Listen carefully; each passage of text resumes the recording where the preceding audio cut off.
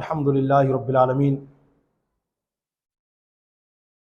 قرآن مقدس کے چوتھے پارے کی سورہ النساء کی پہلی آیت کے جس حصے کو آپ حضرات کے سامنے تلاوت کرنے کا شرف حاصل کیا ہے، اس حوالے سے چند معروضات پیش کرنے سے پہلے آئیے انتہائی عقیدت و محبت کے ساتھ اپنے اور ساری کائنات کے مرکز عقیدت اللہ کے پیغمبر، شفیع روز محشر، حبیب داور، حضرت آمینہ کے پسر، حضرت عبداللہ کے لخت جگر، حضور احمد مجتبیٰ حضرت محمد الرسول اللہ صلی اللہ تعالیٰ علیہ وآلہ وسلم کی مقدس بارگاہ میں جی لگا کر آواز سے آواز ملا کر کے پڑھیں، الصلاۃ والسلام علیک یا رسول اللہ وعلی آلک واصحابک یا حبیب اللہ، الصلاۃ والسلام علیک یا نبی اللہ وعلی آلک واصحابک یا نور اللہ صلی اللہ تعالیٰ علیہ وسلم۔ نویت سنت الاعتکاف۔ الحمدللہ آج بھی ایک نئے موضوع کے ساتھ آپ حضرات کی خدمات میں حاضر ہونے کا موقع مل رہا ہے، اور آج کے ہمارے بیان کا موضوع ہے اسلام میں بہن کا مقام و مرتبہ۔ ہمارے یہاں ماں باپ کے حقوق کے تعلق سے تو بات ہوتی ہے ماشاءاللہ، اور ہونی چاہیے، اور بہت ہونی چاہیے۔ ہم نے بھی اپنی مسجد میں ماں باپ کے حقوق کو لے کر کے 2 جمعے تک مسلسل قرآن و حدیث کی روشنی میں بیان کیا تھا۔ وہ پورا بیان ماں باپ کے حقوق کے نام سے یوٹیوب پر موجود ہے۔ آج جس موضوع کو آپ کے سامنے لے کر کے آیا ہوں، اس موضوع پر بات ذرا کم کی جاتی ہے ہمارے معاشرے میں۔ بہن کا مرتبہ اسلام کی نظر میں بہت بلند و بالا ہے۔ ہم میں سے ہر بھائی یقیناً کوئی نہ کوئی بہن رکھتا ہوگا، بلکہ اگر ہمارا کوئی بھائی ایسے بھی ہو جن کی سگی بہن نہ ہو سکتا ہے سوتیلی بہن ہو، یعنی اگر کسی کی سگی بہن نہ بھی ہو تو بھی خالہ کی بیٹی، ماموں کی بیٹی، چچا کی بیٹی، یہ تو ہوتی ہے نا۔ اگرچہ ہماری سگی بہن جو ہے ان سے پردہ نہیں ہے، لیکن خالہ کی بیٹی ہے بہن مگر پردہ ہے، چاچا کی بیٹی ہے بہن مگر پردہ ہے، ماموں کی بیٹی ہے بہن مگر پردہ ہے۔ اسپیشلی طور پر مجھے بات کرنی ہے اپنی سگی بہن کے تعلق سے، تو جن کی سگی بہن ہے وہ بھی توجہ سے سنیں، تاکہ آپ حضرات کو یہ بیان سننے کے بعد مزید آپ کے دل میں اپنی سگی بہن کی محبت پیدا ہو، اور اسلام نے ہماری سگی بہن کو کیا رائٹس دیے ہیں، کیا حقوق دیے ہیں، جن کی ادائیگی ہم کر رہے ہیں یا نہیں کر رہے ہیں، وہ آج کے بیان کو سن کر کے انشاءاللہ اپنے آپ کو چیک کرنے کی کوشش کریں گے۔ قرآن مقدس میں درجنوں مقامات پر اللہ تبارک و تعالیٰ نے ہمارے خون کے رشتہ داروں کے حوالے سے ہمیں تنبیہات فرمائی ہیں۔ خون کے رشتوں میں سب سے بڑا رشتہ ہے ہماری ماں کا، ان کے بعد ہے ہمارے باپ کا، ان کے بعد ہے ہماری اولاد کا، ان کے بعد ہے ہمارے بہن بھائی کا، ان کے بعد پھر نمبر آتا ہے چاچا اور پھوپھی کا، اور ان کے بعد پھر نمبر آتا ہے ماموں اور خالہ کا۔ سب سے فرسٹ ہماری ماں ہے خون کے رشتوں میں۔ جب نبی کریم صلی اللہ علیہ وسلم کی بارگاہ میں کسی صحابی نے یہ درخواست کی تھی کہ یا رسول اللہ مجھے بتائیے کہ میرے حسن سلوک کی سب سے زیادہ حقدار کون، میرے آقا نے فرمایا امو کا، تمہاری ماں۔ پھر یہی سوال کیا، میرے آقا نے فرمایا امو کا، تمہاری ماں۔ پھر یہی سوال کیا، میرے آقا نے فرمایا امو کا، تمہاری ماں۔ چوتھی بار جب انہوں نے کہا کہ یا رسول اللہ اب یہ بتائیے کہ ان کے بعد میرے حقوق کی سب سے زیادہ میرے حسن سلوک کے حقدار کون، میرے آقا نے فرمایا ابو کا، تمہارے باپ۔ تو خون کے رشتوں میں سب سے بڑا، سب سے مقدس رشتہ ہے ماں کا، ان کے بعد باپ کا، ان کے بعد اولاد کا، ان کے بعد بہن بھائی کا، ان کے بعد چچا اور پھوپھی کا، ان کے بعد جا کے ماموں خالہ کا، ان کے بعد پھر ان کی اولادوں کا، پھر اعلیٰ وجہ ترتیبی سلسلہ آگے تک جائے گا۔ قرآن مقدس میں ان خون کے رشتہ داروں کے تعلق سے ہمیں صلہ رحمی کا حکم دیا ہے، صلہ رحمی کو واجب قرار دیا اور قطع رحمی کو حرام قرار دیا، یعنی اپنے رشتہ داروں کے ساتھ تمہیں اچھا سلوک کرنا ہے، یہ واجب ہے، اور اپنے رشتہ داروں سے خواہ مخواہ رشتہ داری توڑ کے بیٹھ جانا، اس کو ہماری شریعت نے حرام قرار دیا ہے۔ اور اسپیشلی طور پر آج میں خون کے رشتہ داروں میں جس رشتے کو لے کر کے آیا ہوں وہ سسٹر کا رشتہ ہے، وہ بہن کا رشتہ ہے۔ میرا ہر بھائی اس بیان کو توجہ کے ساتھ سنے، تاکہ آج کے اس بیان کے ذریعے سے اگرچہ آپ کے ذہن میں، اگرچہ آپ کے دل میں، اگرچہ آپ کے دماغ میں، اگرچہ آپ کی ڈکشنری میں بہن کا مقام و مرتبہ موجود ہوگا، لیکن ہمارا اسلام، ہمارا دین، ہماری شریعت ہماری بہن کے بارے میں کیا فرامین جاری کرتی ہے، وہ انشاءاللہ آج آپ کو پتہ چلے گا۔ میں چاہوں گا سب سے پہلے ایک واقعہ آپ کے سامنے بیان کروں۔ اس واقعے کے ذریعے سے آپ کو اپنی بہن کی امیج کا اندازہ ہوگا کہ ہماری بہن کا مقام و مرتبہ کتنا ہے۔ اگر ہم اس کے ساتھ صلہ رحمی کرتے ہیں، اچھے تعلقات قائم کرتے ہیں، اس سے حسن سلوک کرتے ہیں، اس کا دل خوش کرنے کے لیے اس کو گفٹ دیتے ہیں، تحفے تحائف دیتے ہیں، مسکرا کے بات کرتے ہیں، حال چال معلوم کرتے ہیں، خیر خیریت پوچھتے ہیں، طبیعت وغیرہ کے بارے میں معلومات کرتے ہیں۔ کبھی گھر سے نکلے، بہن بیاہ کر کے سسرال چلی گئی، ہم کبھی نکل رہے تھے، پہلے فون کر دیا، بہن میں آپ کے گھر آ رہا ہوں، خیریت تو ہے، آ سکتا ہوں 2 منٹ کے لیے ملاقات کے لیے؟ تو اس طریقے سے جو لوگ اپنی بہنوں کے دل خوش کرتے ہیں، ان کا مقام کتنا بلند ہو جاتا ہے، اور جو اس کے خلاف کرتے ہیں تو ان کی دنیا آخرت کیسے تباہ ہو جاتی ہے۔ بڑا واقعہ ہے، بڑا واقعہ۔ یعنی میں کتاب میں پڑھ رہا تھا تو واقعات اس کتاب کے 4 صفحے بھرے ہوئے اس واقعے سے، 4 پیج، 4 صفحے بھرے ہوئے ہیں۔ کوشش کروں گا، کیونکہ ٹائم بہت کم ہوتا ہے ہمارے پاس، کوشش کروں گا یہ واقعہ بہت چھوٹا کر کے آپ کے سامنے پیش کروں، پھر اس واقعے سے ملنے والے پوائنٹس اس تک انشاءاللہ ہم آئیں گے۔ میں چاہوں گا کہ ایک ایک بات ذرا دھیان سے سنیے گا، جو آپ کی عادت ہے ماشاءاللہ دھیان سے سننے کی۔ مکہ مکرمہ میں ایک خراسانی شخص رہتا تھا۔ خراسانی مطلب خراسان کا رہنے والا۔ مکہ مکرمہ میں وہ خراسانی شخص 60 سال سے رہتا تھا، 60 ایئرز سے۔ بڑا عابد و زاہد تھا، تقوی و پرہیزگاری کی دولت اسے ملی ہوئی تھی، عبادت ریاضت کرنا، عبادت اور ریاضت میں اتنا بڑا ہوا تھا وہ کہ اس کا دن قرآن کریم کی تلاوت میں گزرتا تھا اور اس کی رات خانہ کعبہ کے طواف میں گزرتی تھی۔ مکہ مکرمہ میں اپنے گاؤں چھوڑ دیا تھا اس نے، مکہ مکرمہ میں رہ رہا تھا 60 سال سے، اور اس کا یہی طریقہ تھا عبادت کرنے کا، پورا دن قرآن کی تلاوت میں گزرتا، پوری رات خانہ کعبہ کے طواف میں گزرتی۔ بڑا نیک پرہیزگار آدمی تھا، اس لیے لوگ اس پہ بڑا بھروسہ کرتے تھے، اور اپنی امانتیں لوگ اسے دے دیا کرتے تھے کہ رکھو، ہمیں جب ضرورت ہوگی ہم لے لیں گے۔ جو جیسی امانت دیتا تھا یہ خراسانی نیک آدمی اسے بالکل اسی طریقے سے ریٹرن کرتا تھا، اس میں کوئی چینج نہیں ہوتا تھا۔ جیسے اگر ہمارے پاس کسی نے 1000 روپے رکھوائے 500 کے، کہا یار میں 1 ہفتے 2 ہفتے بعد تم سے لے لوں گا، تو ہم اللہ نہ کرم ہو سکتا ہے یہ کر لیتے ہو کہ اس کے 500 کے نوٹ جیب میں رکھے ہوئے تھے تو ایک ہم نے بدل لیا، کوئی چیز لے لی کہ گھر جا کے میرا نوٹ اس میں ڈال دوں گا۔ حالانکہ یہ بھی امانت میں خیانت ہے۔ اگر آپ کو کرنا ہی تھا تو اس بھائی سے آپ پرمیشن لیتے کہ آپ نے مجھے 1000 روپے امانت کے طور پر دیے نا، تو آپ یہ کام کرو، امانت نام مت دو، اس کو قرضے کا نام دے دو۔ جب میرے پاس اب رکھوا ہی رہے ہو نا، تو آپ یہ 1000 جو مجھے روپے دے رہے ہو 500 کے، آپ مجھے پہ قرضے کی صورت میں دے دو، تاکہ میں اس کو خرچ بھی کر دوں گا تو کوئی ٹینشن نہیں ہوگی، تاکہ آپ مجھ سے جب مانگیں گے بنداس میں آپ کو واپس کر دوں گا۔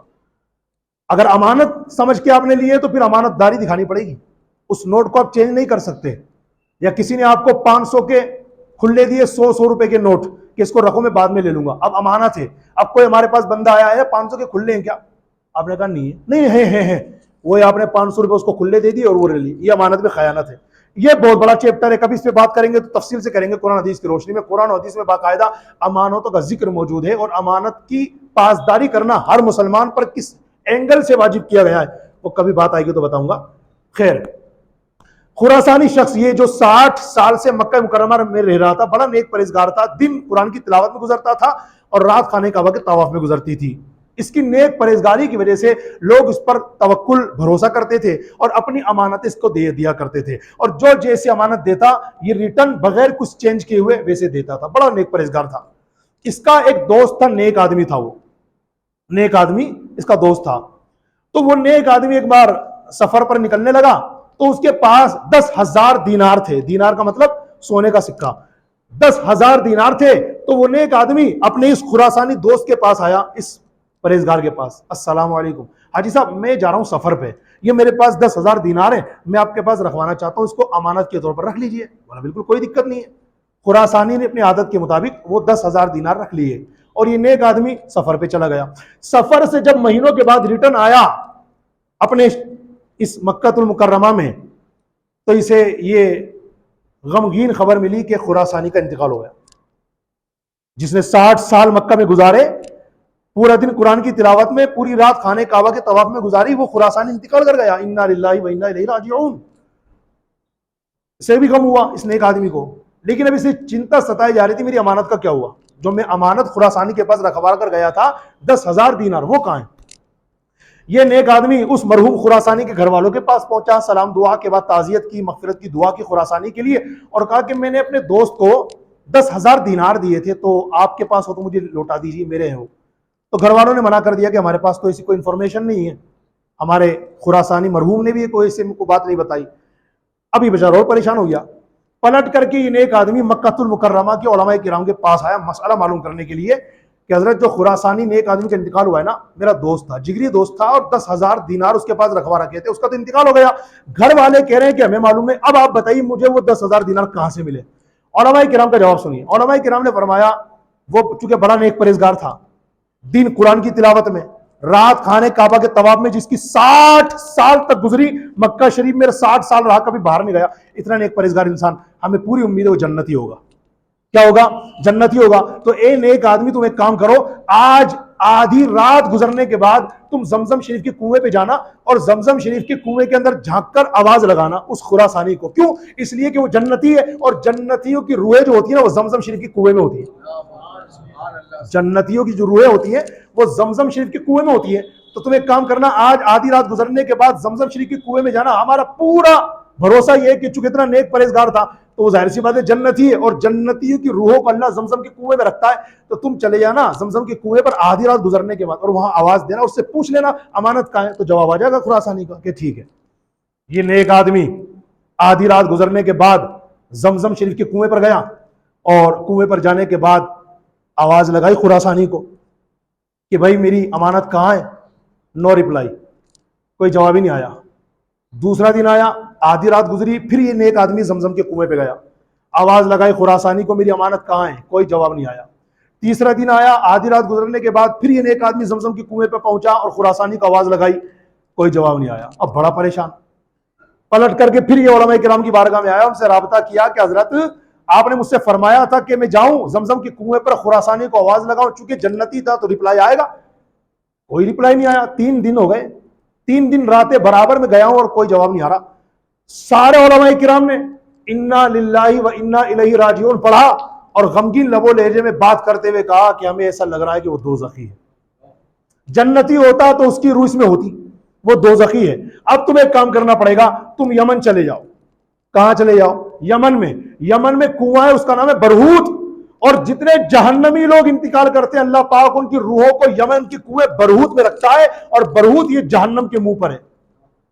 اب تم وہاں چلے جاؤ، اور وہاں جانا کر اسی طرح آواز لگانا اسے خراسانی کو، بھئی یہاں نہیں ہے تو وہاں تو ہوگا، ظاہر سی بات ہے، یا تو آدمی جنتی ہوگا یا جہنمی ہوگا۔ اب یہ سفر کر کے یمن پہنچا نیک آدمی، اور برہوت نام کے کنویں کا پتہ معلوم کرتے ہوئے اس کے دہانے پر آیا، اور وہی اپنی عادت کے مطابق اس نے خراسانی کو آواز لگائی۔ جیسے ہی خراسانی کو آواز لگائی نا، اندر سے خراسانی کا جواب آیا۔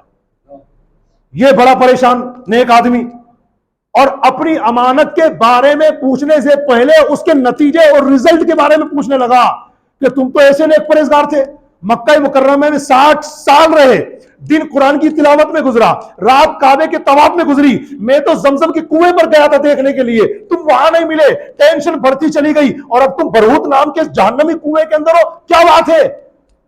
اس کا جواب سنیے۔ وہ خراسانی نیک آدمی کہنے لگا، بھائی او میرے دوست، میری عبادت تم پر ظاہر تھی، میرے سجدے تم پر ظاہر تھے، میرے روزے تم پر ظاہر تھے، میرے قرآن کی تلاوت تم پر ظاہر تھی، میرے خانے کعبہ کے طواف تم پر ظاہر تھے، مگر میرا ایک گناہ ایسا جو تم پر ظاہر نہیں تھا، اور اسی ایک گناہ کی وجہ سے اللہ نے میری نمازیں غارت کر دی، اللہ نے میری تلاوتیں غارت کر دی، اللہ نے میرے طواف برباد کر دیے، اور مجھے جنتیوں کی فہرست سے نکال کر جہنمیوں کی فہرست میں کھڑا کر دیا۔ اسی وجہ سے آج میں برہوت کے کنویں میں ہوں جہنمیوں کے ساتھ۔ تو وہ بھائی جو تھے نیک آدمی، انا للہ و انا الیہ راجعون پڑھنے لگے، آنکھوں میں آنسو آ گئے، اور کہنے لگے بھائی وہ گناہ تو بتاؤ مجھے، گناہ کیا تھا آخر ایسا جس کی بنیاد پر تمہیں جنتیوں کی صف سے نکال کر کے جہنمیوں کی صف میں اتنے خطرناک ماحول میں کھڑا کر دیا گیا؟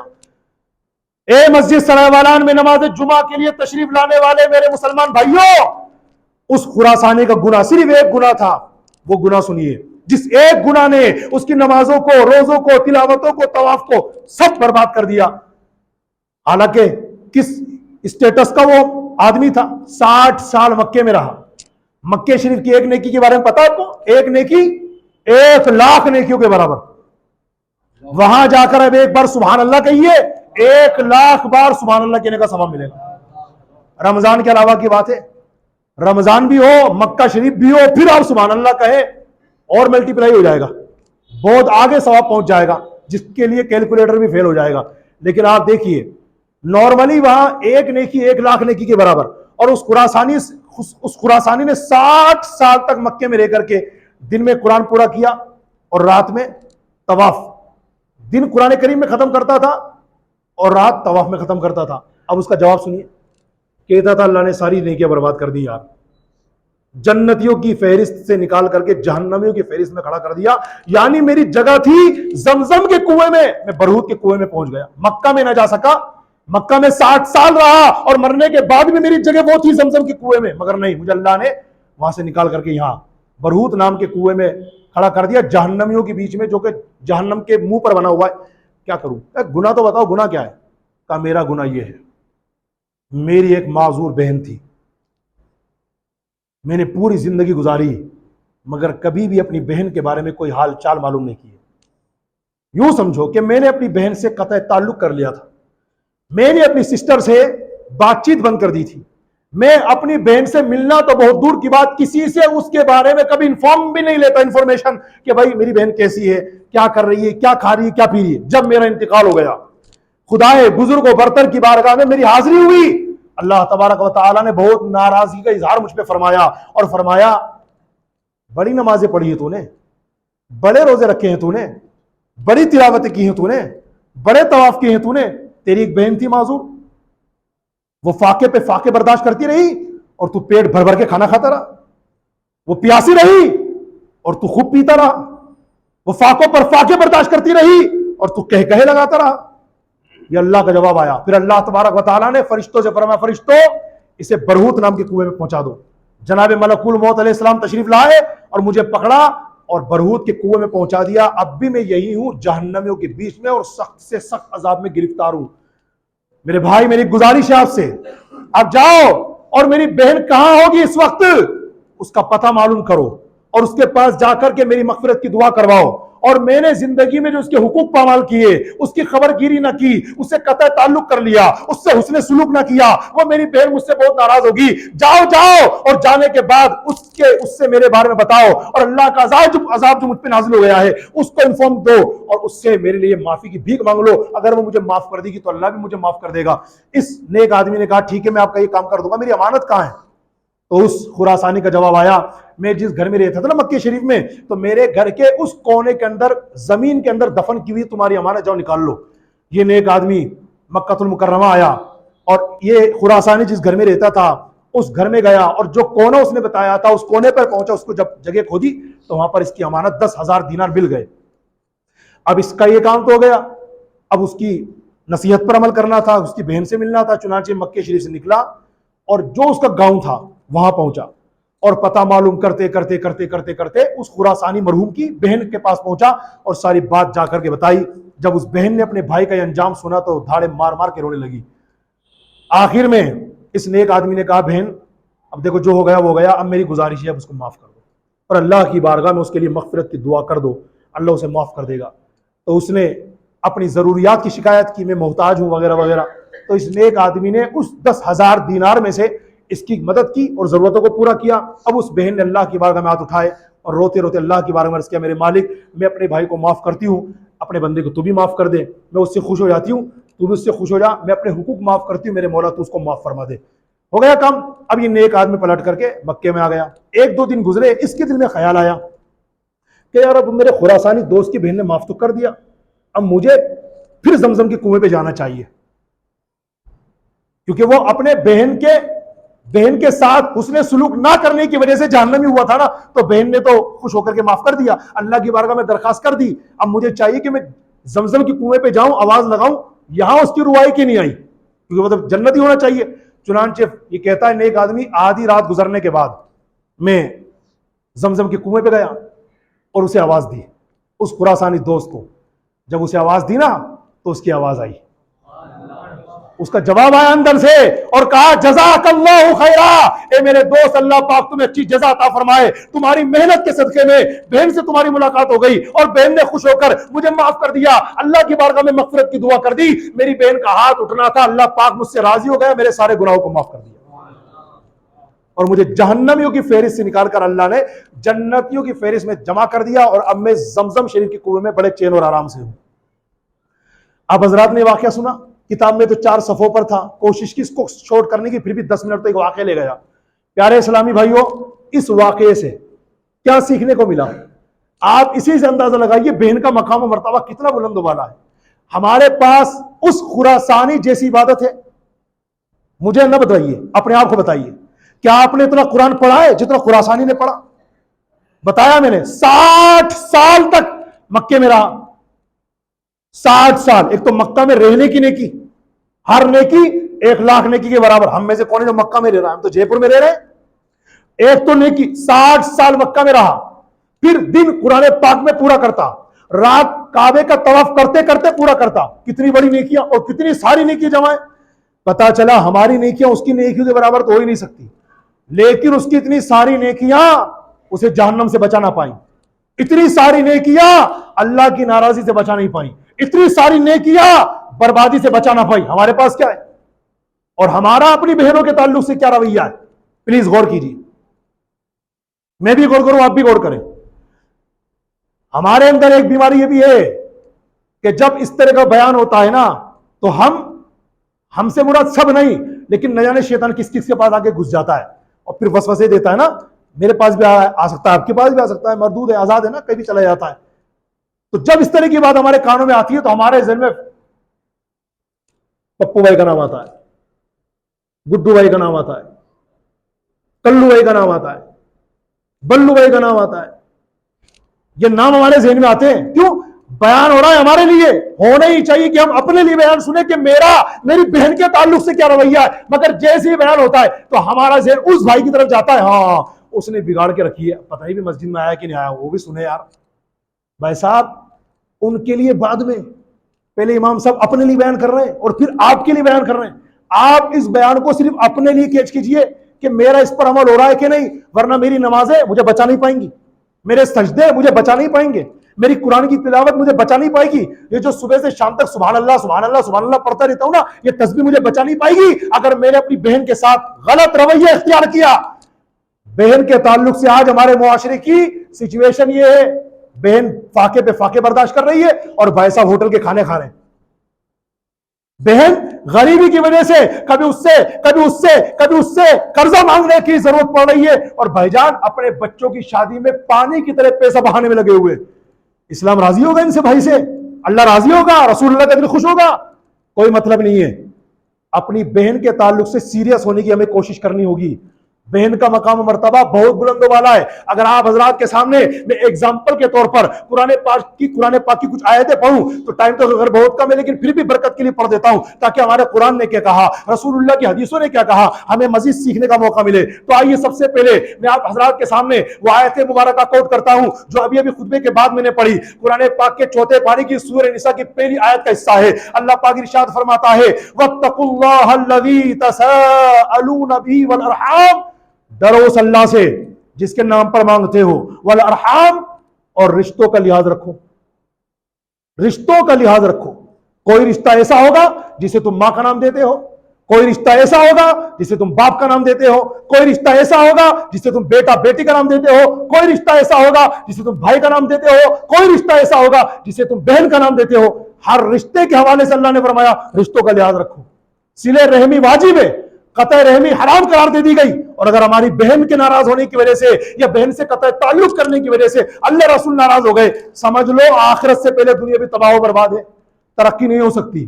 اس لیے میرا مشورہ یہ ہے اگر بہن گھر میں موجود ہے اس کا دل خوش کرتے رہیے، اگر وداعی ہو چکی سسرال چلی گئی فون کیجئے، خیر خیریت معلوم کیجئے۔ میں یہ نہیں کہتا کہ روزانہ یہ کام کیجئے، ہفتے میں کم سے کم کر لو یار، 2 ہفتے میں کم سے کم کر لو یار، ارے کبھی کبھار 2 ہفتے میں 3 ہفتے میں اس کے سسرال کے قریب سے گزرنا ہو جائے، فون کر دو بہن گھر پر ہو کیا؟ ہاں گھر پر ہوں، آ جاؤ 2 منٹ کے لیے، یاد آ رہی تھی ملاقات کروں گا، کتنا دل خوش ہو جائے گا۔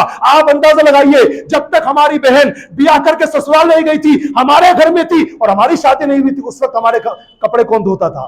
ہم تو اسکول سے آتے تھے اور آ کر کے ڈریس پھینک دیتے تھے. ہمارے ڈریس کو اسکول ڈریس کو اٹھا کر کے اسے تہ کر کے کون رکھتا تھا؟ یہ ساری ذمہ داریاں بہن نے قبول کی تھی کہ نہیں کی تھی؟ یعنی اگر آپ ماں کے بعد دوسری ماں کا نام کسی کو دینا چاہیں گے وہ آپ کی بہن ہے. مگر انا للہ و انا الیہ راجعون. آج ہماری بہنوں کے ساتھ کیا رویہ ہے؟ غور کیجیے. حالات بد سے بدتر ہوتے جا رہے ہیں. گھر گھر میدان جنگ بنا ہوا ہے. کوئی اپنے باپ سے بگاڑ کے بیٹھا ہوا ہے, کوئی ماں سے لڑ کر اپنا گھر الگ بسائے بیٹھا ہے, کوئی اپنے بھائی سے بگاڑ کے بیٹھا ہے, اور کوئی بہن سے ناراض ہو کے بیٹھا ہوا ہے.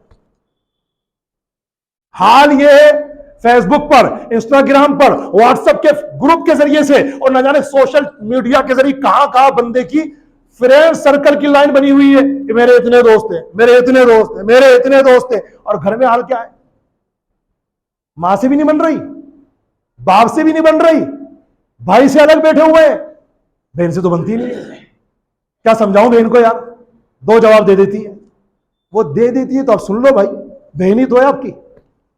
دوسری آیت سنیے اور اس آیت کے ذریعے اندازہ لگائیے کہ وہ رشتہ دار جن کے لیے اللہ تعالیٰ نے قرآن پاک کے 4 پارے کی سورہ نساء کی پہلی آیت میں آخر میں فرمایا والارحام, رشتوں کا لحاظ رکھو. تو خون کے رشتوں کے تعلق سے اللہ کے نبیوں نے, حضور کے صحابہ نے, ہمارے بزرگان, خود ہمارے آقا کریم صلی اللہ علیہ وسلم نے پریکٹیکل کیا کیا. ایگزامپل دوں آپ کو, آئیے میں آپ کو آگے لے کے چلتا ہوں. قرآن کریم کے پارہ نمبر 9 پارے کی, قرآن پاک کے 9 پارے کی سورۃ الاعراف آیت نمبر 151. یہاں سے فارغ ہونے کے بعد دیکھیے, دیکھنے کے بعد ترجمہ پڑھیے اور ترجمہ پڑھنے کے بعد تفسیر ضرور پڑھیے. اور میرا مشورہ یہ, ترجمہ جب بھی پڑھے اعلیٰ حضرت کا ترجمہ پڑھے. ایسا ترجمہ اردو کے اندر آج تک کسی نے نہیں کیا, عشق رسول سے بھرا ہوا ترجمہ. پھر اعلیٰ حضرت کے ترجمے کنز الایمان کو دعوت اسلامی کے ہیڈ مفتی قاسم صاحب نے جو آسان کر کے پیش کیا ہے, دونوں پڑھیے. یہ کتاب ہمارے پاس موجود ہے ماشاءاللہ, مسجد میں بھی ہے. تفسیر صراط الجنان کی ایک جلد ہمارے پاس موجود ہے ماشاءاللہ. یہاں فجر کی نماز کے بعد درس بھی ہوتا ہے ماشاءاللہ. تو یہ اب آپ پڑھیے ذرا قرآن پاک کے 9 پارے کی سورۃ الاعراف کی آیت نمبر 151. اس میں دیکھیے حضرت موسیٰ علیہ السلام نے خون کے رشتے کے تعلق سے کیا پریکٹیکل کر کے دکھایا. ان کے بھائی حضرت ہارون علیہ السلام ان کے لیے دعا کر رہے ہیں, وہ دعا اللہ نے نقل فرمائی, قرآن پاک میں بیان فرمائی. قال موسیٰ علیہ السلام نے کہا رب اغفر لی ولی اخی, اے اللہ مجھے بھی بخش دے, میرے بھائی کو بھی بخش دے. وادخلنا فی رحمتک, اور اپنی رحمت میں ہم دونوں کو لے لے. وانت ارحم الراحمین, اور تو سب سے بڑھ کر رحم فرمانے والا ہے. دیکھو یہ ہوتا ہے رشتوں کا لحاظ پریکٹیکل. میں ذرا آپ سے پوچھوں اور آپ اپنے دل سے پوچھیں, آپ اپنے لیے, بیوی کے لیے, بچوں کے لیے دعا کرتے کہ نہیں کرتے؟ بالکل کرتے, اور کرنی چاہیے, ہمارا حق ہے. لیکن کیا کبھی دعا مانگتے مانگتے اپنے سگے بھائی کی یاد آتی ہے؟ مجھے نہیں, اپنے آپ کو بتائیے. اور یہی سوال میں بھی اپنے آپ سے کر رہا ہوں, آپ بھی اپنے آپ سے کیجئے. ہے اندر عادت ایسی کہ جب دعا کرتا ہوں میرے لیے, بیوی کے لیے, بچوں کے لیے دعا ہوتی ہے, ڈیفینیٹلی ہوتی ہے. اپنے بھائی کا نام آتا ہے کہ نہیں آتا؟ میرے سگے بھائی کا, میری بہنوں کا نام آتا ہے کہ نہیں آتا ہے؟ کیا ہوا؟ جواب لیجئے. اور اگر کسی کا جواب یہ آ رہا ہے دل سے کہ یار یہ تو واقعی میں نہیں کرتا میں, تو آج سے کیجیے, آج سے کیجیے. اپنے بھائیوں کو دعا میں شامل کیجیے. دنیا بھر کے بھائیوں کو تو شامل کرو, تو اپنے گھر کے بھائیوں کو بھی شامل کرو بھائی, جن سے آپ کا خون کا تعلق ہے. ایک ہی ماں باپ کے بیٹے ہو, ایک ہی ماں باپ کے بیٹے بیٹی ہو, دنیا کو یاد کر رہے ہو, بھائی بہنوں کو بھول گئے. تیسری آیت پڑھتا ہوں, قرآن کریم کا 13واں پارہ ہے, قرآن پاک کا پارہ نمبر 13, سورہ یوسف آیت نمبر 92. سورہ یوسف کی آیت نمبر 92 پڑھیے. پتا ہے آپ کو, بیک گراؤنڈ بتا رہا ہوں, حضرت یوسف علیہ السلام کے سامنے کیا, ان کے ساتھ کیا رویہ کیا تھا بھائیوں نے, پتا ہے نا آپ کو؟ کنویں میں ڈال دیا تھا, کتنا مارا تھا, مصر کے بازار میں سیل آؤٹ ہو گئے, آپ قیمت لگائی گئی وہاں پر, آپ کو آپ کے والد یعقوب علیہ السلام سے دور کر دیا, کتنا اتیاچار کیا, کتنا انیائے ہوا آپ کے ساتھ. اس کے باوجود جب وقت آیا اور اللہ تعالیٰ نے جناب یوسف علیہ السلام کو مصر کا بادشاہ بنایا, اور وہ سارے بھائی بھکاری فقیر بن کر کے آپ کے دروازے پہ آئے, آپ چاہتے تو بدلہ لے لیتے نا, سب کو کوڑے لگواتے, سب کو سزا دیتے, مگر دیکھو بھائی بھائی ہوتا ہے, بھائی بہن بھائی بہن ہوتے. ان جیسی نعمتیں دنیا میں کہاں ڈھونڈنے جاؤ گے بھائی؟ دیکھو پریکٹیکل، حضرت یوسف علیہ السلام بادشاہ ہے، چاہتے تو سزا دیتے کہ تم لوگوں نے مجھے کنویں میں پھینکا، تم لوگوں نے مجھے سیل آؤٹ کروایا، تم لوگوں نے مجھے میرے والد سے دور کیا، اتنا سارا اتیاچار ہوا، اس کے باوجود بھی قرآن پاک کے 13ویں پارے کی سورہ یوسف کی آیت نمبر 92 اعلان کر رہی ہے کہ جب یہ سارے بھائی جناب یوسف علیہ السلام کی بارگاہ میں آئے، یوسف علیہ السلام نے اعلان کیا لا تثریب علیکم اليوم، تم پر آج کوئی ملامت ہی نہیں ہے، یغفر اللہ لکم، اللہ تمہاری مغفرت فرمائے، وَهُوَ أَرْحَمُ الرَّاحِمِينَ، اور وہ سب سے بڑھ کر رحم کرنے والا ہے۔ اپنے بہن بھائیوں کے تعلق سے پریکٹیکل دیکھنا ہو تو نبیوں کی زندگی دیکھو۔ آج ہمارا ہاتھ نہیں اٹھتا اپنے بہن بھائیوں کے لیے دعا مانگنے کے لیے، کوئی گفٹ دے دو، کبھی کوئی فروٹس پہنچا دو، سیب لے لیے، کیلے لے لیے، وغیرہ وغیرہ، کبھی بہن کے گھر دیا ہے، کبھی بھائی کو پہنچا دیے، کتنا، اب سوچیے سامنے والے کا دل کتنا بڑا ہوگا، اور ہماری جو محبتیں اللہ نے دے رکھی اس پہ کتنی برکتیں نازل ہوں گی۔ دنیا ادھر سے، ایک بات دھیان رکھنا، بڑا اچھا میسج آیا میرے پاس واٹس ایپ پہ، بہت پہلے کی بات ہے، پورا ذہن میں بھی نہیں ہے مگر جو خلاصہ وہ پیش کرتا ہوں آپ کے سامنے۔ اس میں یہ بہت اچھی بات تھی، ایک بندے کے فیس بک پر، انسٹاگرام پر اور جناب والا دوسرے سوشل میڈیا ایپس کے ذریعے یا پلیٹ فارم کے ذریعے سے لاکھوں دوست ہیں، لاکھوں، کتنے میرے اتنے لاکھوں فالوورز ہیں، لیکن جب اسے ہارٹ اٹیک آیا تو ہسپتال کے آئی سی یو وارڈ کے باہر اس کی بیوی تھی، اس کے بہن تھی، اس کے بھائی تھے، اس کے بچے تھے، اس کے ماں باپ تھے۔ وہ لاکھوں فالوورز کہاں ہیں جن کی دوستی پر یہ گھمنڈ کر رہا تھا میرے اتنے لائکس ہیں، میرے اتنے فالوورز ہیں، کہاں ہیں سارے؟ ہارٹ اٹیک ہوا تو بہن باہر کھڑی ہوئی ہے، ہارٹ اٹیک ہوا تو بھائی آئی سی یو کے باہر کھڑا ہوا ہے، جن کو ہم نے کچھ نہیں سمجھا حقیقت یہ وہی ہمارے لیے سب کچھ ہے۔ تو میرے بھائیوں، باہر والوں کے چکر میں اپنے گھر کے رشتوں کو قتل مت کرو، یہ بہت پوائنٹ کی بات میں بتا رہا ہوں۔ اور اللہ نے بہن کا جو رشتہ ہمارے لیے دیا، قسم خدا کی، آپ اگر بہن کی اہمیت معلوم کرنا چاہیں تو جائیے اور ان فرما بردار بھائیوں سے معلوم کیجئے جن کے 2 3 بھائی ہیں، بہن ایک بھی نہیں ہے، بہن ایک بھی نہیں ہے۔ گھر کی اصل رونق نا ماں کے بعد ہی بہنیں ہوتی ہیں، جب جن کے گھروں میں بہنیں ہیں ان سے پوچھو جب تک گھر میں تھی کیسی رونق تھی، آج گھر سے چلی گئی، وہ سسرال چلی گئی، اپنے رونق ساتھ لے گئی۔ تو پلیز ان باتوں کو سمجھیے، حالانکہ ابھی تو میرا آدھے سے بھی کم بیان ہوا ہے جو میں پڑھ کر کے اور قرآن شریف سے مطالعہ کر کے آیا تھا۔ ایک آخری بات عرض کروں گا صرف، چونکہ ابھی 2 منٹ باقی ہیں۔ ادب، رسپیکٹ ہر معاملے میں ہونا چاہیے، بہن کا بھی بھائی کا بھی۔ صحابہ کرام نے پریکٹیکل کر کے بتایا کہ ادب کیسا ہونا چاہیے۔ میں اس ادب کی ایک مثال آپ کو صحیح مسلم شریف کے حوالے سے دوں گا انشاءاللہ، اور ترمذی شریف کی ایک حدیث بیان کروں گا۔ پہلے ترمذی شریف کی حدیث سن لیجیے چلیں، جس میں آقا علیہ السلام نے بہن والوں کو اور بیٹیوں والوں کو خوشخبری عطا فرمائی۔